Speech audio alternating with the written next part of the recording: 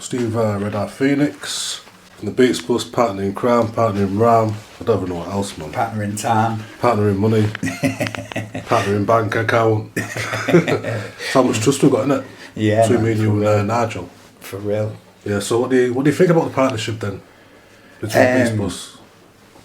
Like you just said, like working alongside people that I trust 100%, you know, I don't think there could be anything better than that, really.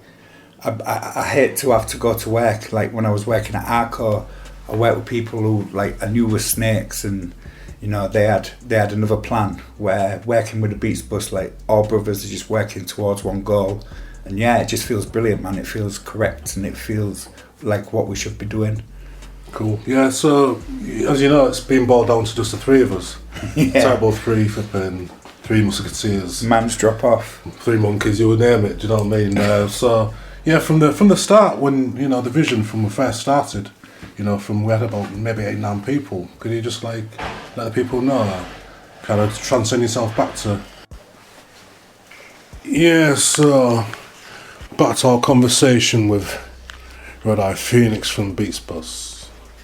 You know, one of the cats in the game, yo. Been on hip hop for years and been doing his thing on the scene, educating the youth through hip hop mentality, each one teach one. Part of the Zulu Nation philosophy, yo. So yeah, I'm back with Redeyefeenix, who's on the phone. So yeah, Redeyefeenix, we were just talking about like with the time when Beats Bus first started, and there was about 8 or 9 people, and the vision that you had for the Beats Bus then, and how it's changed, you know. Brilliant, thanks, Sean. And yeah, so yeah, we're quite happy to go ahead as long as everything. Yeah, well, I made sure it goes in the diary, and then if it could change very, very last minute, if like 5 minutes, you just can't do it, it's fine. It's all fine, everything's fine. Yeah, brilliant. Yeah, so this is a podcast for Full Flava TV on YouTube. Like I said, if you want to subscribe, make sure you subscribe to the channel Full Flava, FLAVA TV. Don't get it twisted, yo. There's many people out there, but I'm the only one with the Public Enemy and the Dread target, so you know who I am. Comes up there. So yeah, get back to this interview with Redeyefeenix from the Beats Bus, and like we said, just recapping on the question before his phone went off, which was, you know, when we first started with the vision of Beats Bus, when we started off with like the 8 people, 9 people, and where we all thought, yeah, this is a perfect team, and where we thought it's going to be solid, from the vision that you had then. I'm just interested in how it's changed and what you've learned from it as well. Do you know what I mean? Because it's boiled down to 3 people. Yeah. Do you know what I mean? So can you just explain to me, like, from when you kind of saw the people and selected the people and thought, yeah, to the point where things started kind of falling off, but to the point where it boiled down to the core 3 of us, 4 of us, as we say. So don't forget, my man, side 2. It's side 2. Yo, so yeah, could you enlighten us a little bit on that, please? Yeah, so the vision originally then was, I picked the people that I thought had the best skills in Hull to bring to the table, really, for the team to educate young people. So I just picked everybody who I thought had the best skills that I knew in Hull from the hip hop game, and said to them, like, let's do this thing, let's put it together, let's put all our skills together and teach the young people. So that was the vision. Start with, like, I picked people that I thought I could trust. Now, like 3 years down the line, I think that's probably the reason why it's ended up with just 3 people, because I've realised that the people that I picked I couldn't trust. And when you're going into business and when you're going to take your business seriously, you need to be able to trust the people that you're in business with. And do you know what? I've offered my hand to lots of people in the city, lots of people, lots of MCs, and Some of them are refused, some of them have just been rude. So I don't feel guilty that it's boiled down to three of us. I don't feel any regret that it's boiled down to three of us. I feel relief really that now I know how I can trust going forward. So yeah, the vision, like I think I read something in a book that it said, do not expect anybody else in the world to think like you do. But at this time we've just become really lucky that myself, yourself and Nigel, Pres96 and SI2 all have the same vision, and we're all on the same page, and we all have that trust. So I think that's why things, and obviously the Lord sees that, and that's why things are starting to grow now and develop now, and we know we can depend on.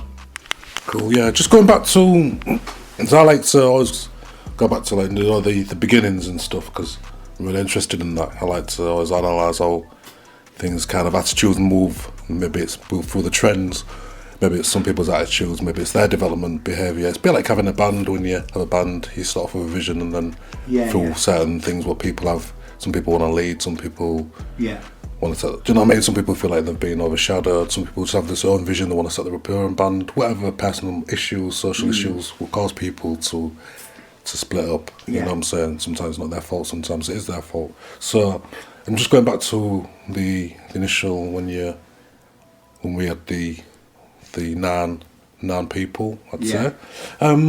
Because, you know, what was the fallout rate like? Because, you know what I mean, it don't even seem that long since we did set up, do you know what I mean? So do you know what I mean? It's got, if you had a football team, do you know what I mean? It's nearly the size of a football team, really, like maybe 12 for a football team. So, like, the fallout rate, you know what I mean? And can we just go back to, like, the individuals that you kind of selected first, please? So so I selected yourself, Nigel, Pres96, myself, Tim Yeomans, Fast T, Paul Clark, Piotr Konvinsky, Altu Collingwood, and Nick, SI2. There was also the breakdancer from Leeds, was he? Yeah, he just came down for the first kind of like trial. So I think it was 8. Is it 8 or 9? So yeah, there's the people I selected first. The first wobble where people started to fall off was the issue of Arco, when they started taking the equipment back, and then we had to have the conversation that the equipment that we was using wasn't ours anymore and it was going back. And that's when the first wobble was. Also, Piotr got sacked from Arco, which made things really difficult. And it just, to be honest, it just started being a bit selfish, like, what about me? And it wasn't about any individual in the crew. It was about the full crew working together. So we couldn't have none of that what about me attitude. So that was, Piotr was the first to fall off.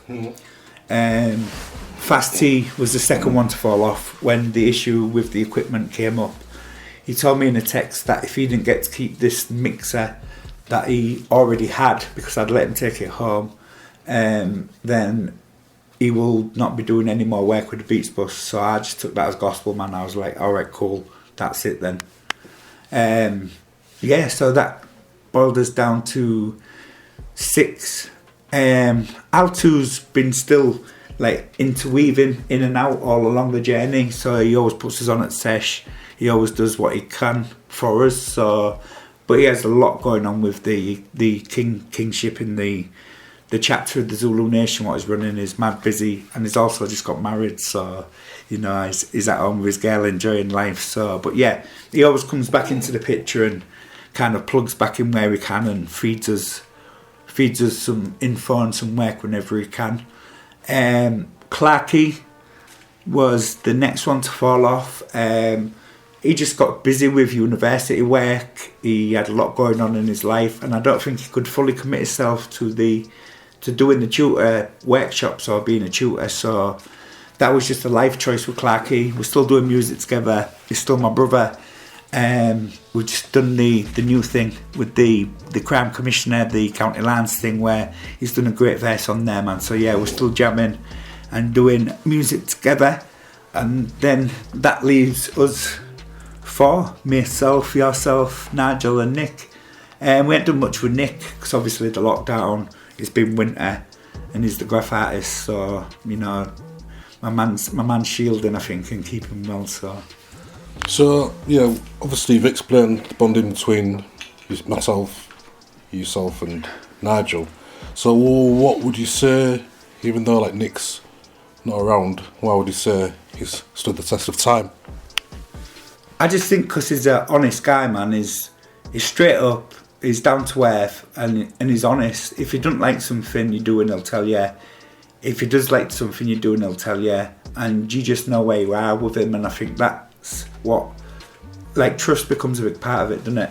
So I think, you know, if I needed to depend on Nick, then he'd 100% have my back and he'd be there for me. So that's why I think, yeah, he's still part, and he's a brilliant graffiti artist as well. We can't knock his skills, man. So yeah, need him in the team. Yeah, for real, man. His philosophies. Yeah, do you know what I mean? He's an intelligent guy as well. He has a lot of knowledge, and you know, when he does do some tutoring, he's brilliant, and his knowledge is brilliant. So you need him as part of the team, like you say, bro. Definitely. Cool. And Nigel. Yeah, my man, President Six Man is a massive inspiration to me.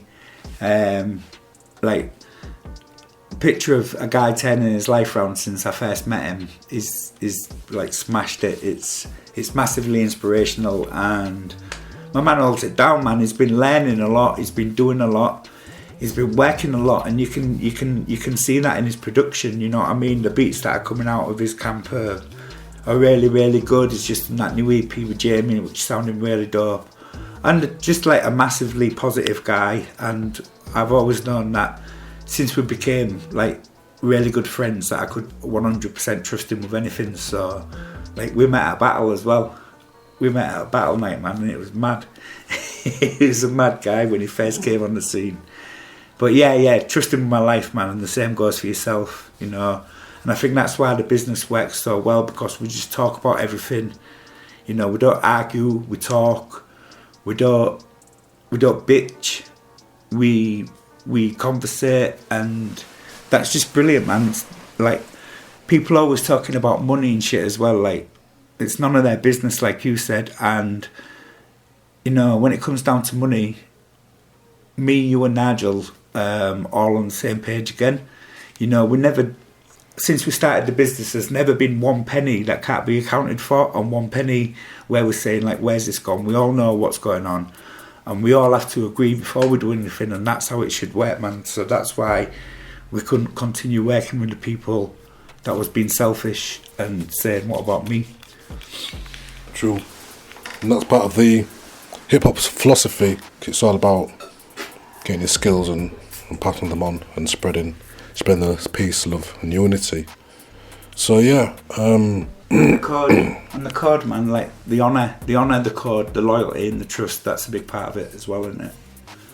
True. So in terms of myself, DJ Redlocz, I'm not going to talk too much about myself. Full Flava TV, don't forget to check it on YouTube, and also our Beats Bus channel as well.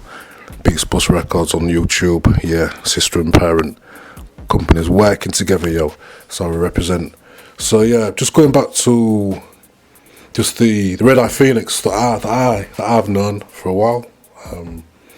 I've known you from quite a while. Even when we talk about, I'm so surprised that even we talk about stuff from Hazel Road, and we talk about like these places that was, you know, I always talk about. You know, I was just talking about Bean Street and talk about like, I can't believe, you know what I mean, like he was there as well. Gordon Street, I can't believe, you know what I mean. So those are places that we kind of, I didn't remember him being there, but like he's been there in the places where I've been. So yeah, when we talk, we kind of go back to even the days before hip hop when we actually think about it. But I actually met him through some of the hip hop movement as well, and more so pioneering with my brethren Jinx, who set up Project Phoenix and stuff, and I was managing the band, and we did a lot through there. So yeah, we've always been in touch, and obviously, you know, when it was come to do the Beats Bus, selected me to become partner, and we launched the Beats Bus, and yeah, we never turned back. So that's a quick, brief synopsis. So yeah, it's been a journey. Do you know what I mean? Really, for you, even as a person. Yeah. From the factory. Yeah. It's been a mad journey. For the factory to the flipping, to the workshops, to traveling the world, bro, and opening your eyes, man. I mean, even before you was traveling, you never really even stepped out. Do you know what I'm saying? No, not really, man. Like, I'd worked a few different places around the UK, but it was just go there, work, come home. So I'd never really visited places. Like, the first time we showed a Northern Soul in London, that was the first time I'd ever spent any time in London, like spending time and looking around, and I was just amazed, man. It was wicked. Remember when we got there, and I was like a fucking rabbit in the headlights, like, what's that? What's going on? What's that? And yeah, it was just brilliant, man. Like, it's just been a mad 3 years. The tour was brilliant. Doing the Q&As and stuff was brilliant. You know, spreading the word of the Beats Bus. Really, really enjoyed that. And then the mad health thing in 2019, bro, when, you know, my health just got the better of me and nearly took me, man. So then I've had a year of recovery, then lockdown. So since 2017, it's been the maddest journey of my full life, I think. Like, my full life, it's just been mental, and it's hard to look into the future at the minute. Like, I know we're smashing stuff with Beats Bus, and that's just going to get stronger and stronger, but with everything what's going on in the world, and the pandemic, and the government, and everything, man, it's hard to, like, predict anything in the future. So at the moment, I kind of guess it's now live the day as it is, you know, say your prayers in the morning, say your prayers in the evening, be happy that you wake up every day, because there's so much horrible stuff going on in the world. We need to count our blessings, and yeah, man, just like staying creative with the kids as well. That's been an absolute blessing during lockdown. It's kept us smiling, it's kept us going. But yeah, what a journey, man. Like, and I don't know where it's going to go either, which is even madder. True. Well, we've got plans. And like I say, the book has opened, so it doesn't close. It just, the chapters just keep coming, whether they're recorded and put on the film, or whether they're just something in your head what you kind of record and you're able to talk about through conversation. It's there. So yeah, we've got plans. Hopefully for this year, if lockdown persists, we'll still keep moving creatively, and hopefully we can share through some of the films that we're doing what we've been doing, basically. Like I say, we've got a Northern Soul Part 2 at some point coming out. We don't want to say when, but we know that it's coming, gonna be coming at some point. So the journey continues, man. The struggle continues, yeah. But it's getting, but the road's getting easier. A Northern Soul Part 2, A Better Me. That could be the title, G. A Better Me.